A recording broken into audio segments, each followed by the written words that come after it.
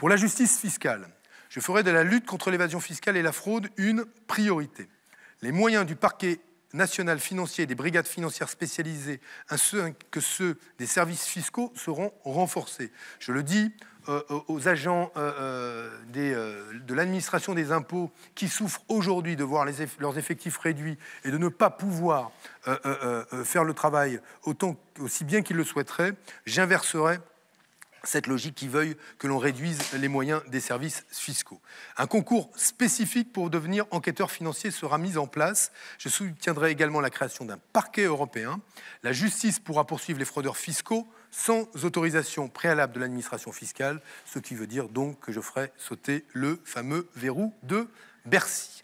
Pour mettre fin à l'optimisation fiscale qui prive notre pays des ressources qui lui sont dues, j'instaurerai une taxe sur les bénéfices détournés, fameuse taxe Google, taxe sur les bénéfices détournés par les multinationales, et j'imposerai la transparence fiscale aux entreprises, c'est-à-dire le reporting public, qui devront transmettre les activités et impôts payés dans tous les pays où elles sont présentes. Ces informations seront rendues publiques.